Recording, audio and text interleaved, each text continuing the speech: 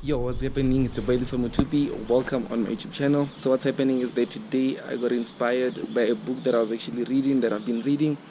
But before that inspiration started, what actually happened is that, we come from, I watched a movie this other one time. I remember I watched a movie whereby we had like Ray Kroc in the movie. It was about the founders of McDonald's, how McDonald's came to be live, and everything that happened.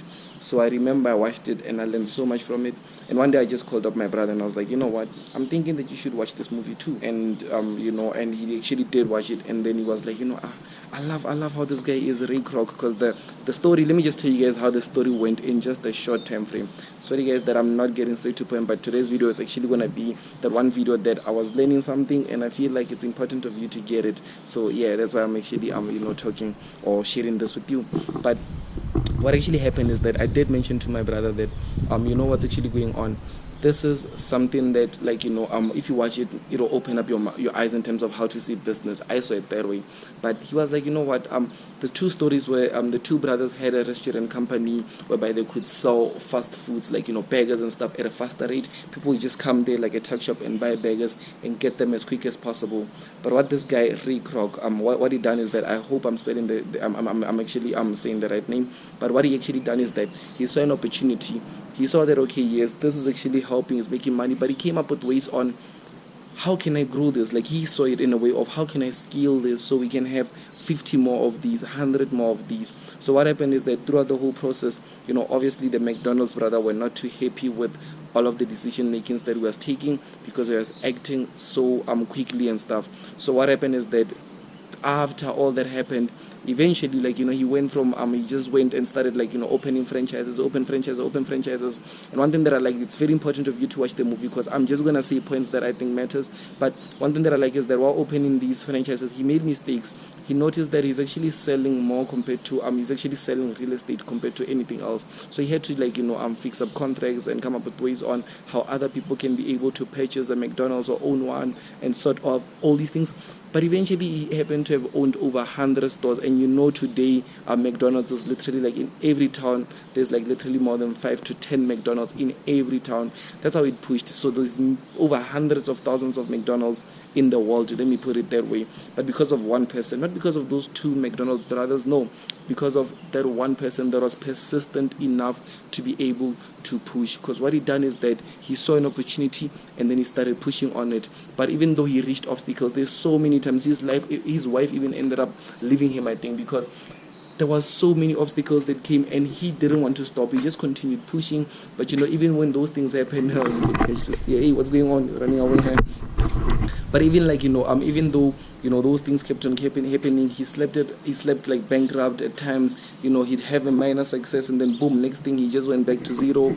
And all those things, he actually loaned out, he maxed out his credit cards, he took loans. He was like literally in the negatives, but he didn't stop. He still believed in the vision, he still believed in the dream. So that's actually something that I came across, because why, I once read this book, Think and Grow Rich, if you guys do know it, by Napoleon Hill. This book, you can see here, it has been sold to over 15 million copies have been sold, meaning that it has benefited, or over 15 million people have been able to benefit from it.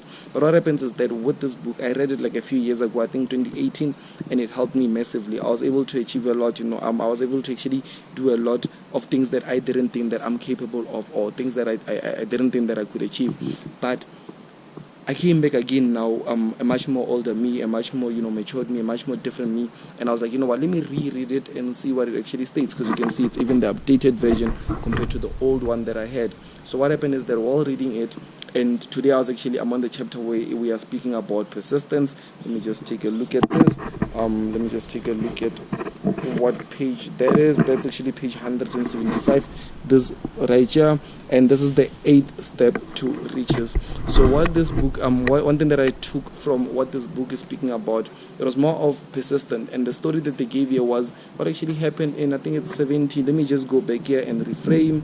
So now in this book, where it speaks about persistence, there's different types of advisors, or different types of examples that they've given out. The first one was also one of Henry Ford, which is one of the guys that actually helped the automobile industry to become a success, or is the one that's an expert in that for. But what happened is that he came and he actually built a car which at that time was noticed to be the world's ugliest car. but he was just persistent enough to be able to just make it work, and it did work. And guess what? He actually even made money throughout, while people were like, no, this is an ugly car, this one.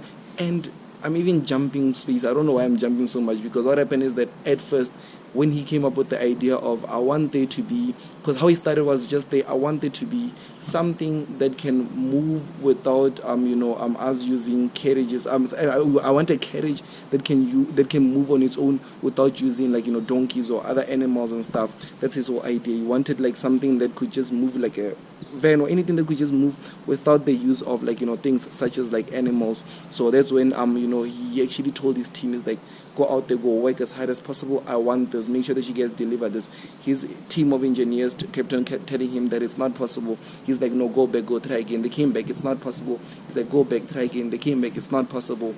Up until that one day, a car was successfully made. But eventually, what happened is that he also made another car, which is the world's ugliest car from what I got. And with that being said, everyone was complaining about it. Everyone was talking about how bad it is and how ugly it is. But guess what?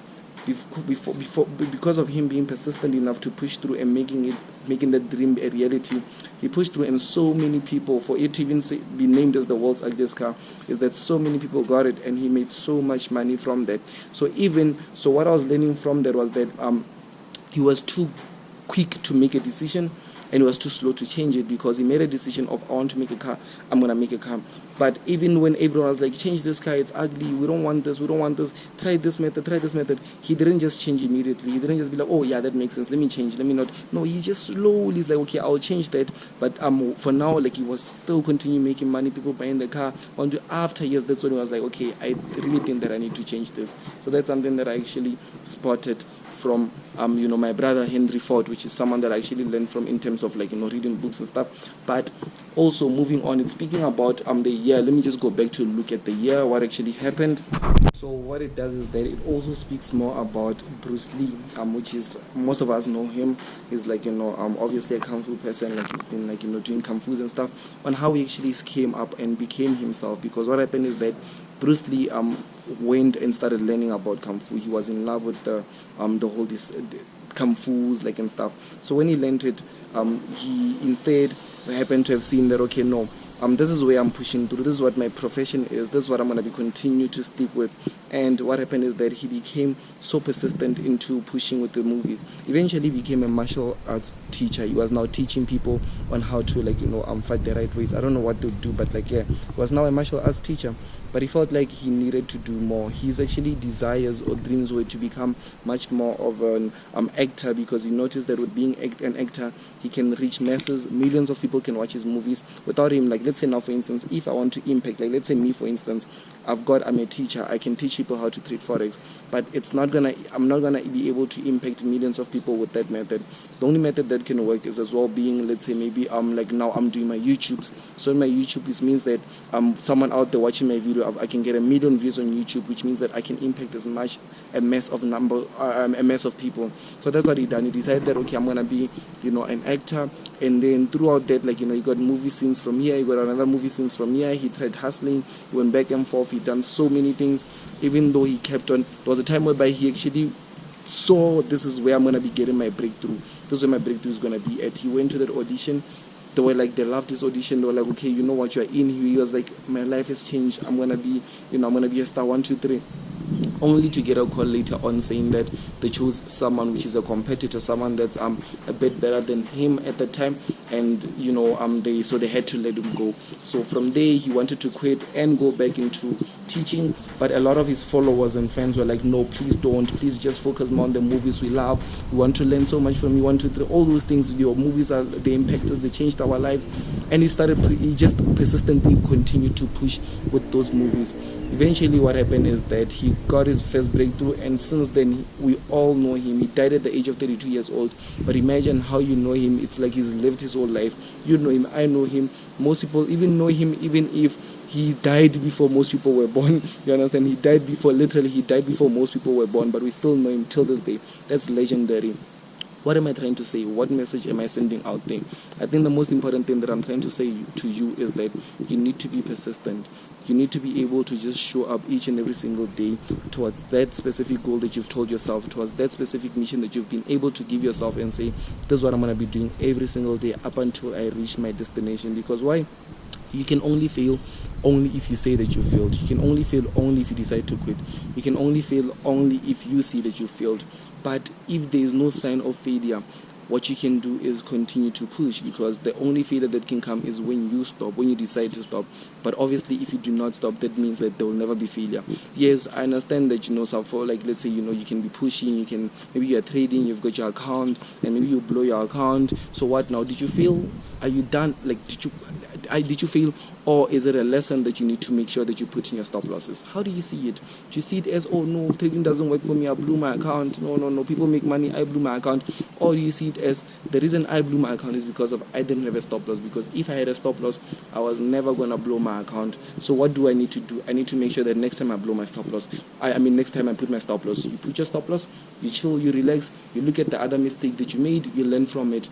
That way, being persistent into you just working towards your goals, your desires, and what you're working on, you will get to be at a point whereby you've reached your destiny. And when you do reach your destiny, make sure that you're sharing and teaching with whatever steps that you had to acquire in order of, like, you being there. Make sure that you're giving back to someone out there would love to know what you had to do. How did you overcome this? How did you go through this? Make sure that you're sharing those things, because you've been put in or given a position to be able to share that.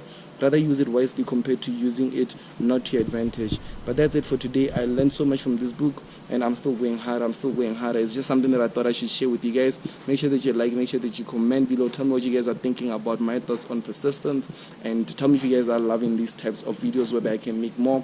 Maybe every time when I'm reading a book, because lately I've been reading a book at least a book a week. So what happens is that maybe if you want to see such videos, I can make a video whereby I just tell you guys what I'm thinking about those specific books. Comment below, and as well make sure that you subscribe to my YouTube channel. See you guys on the next YouTube video. It's your boy Lisiba Mutupi.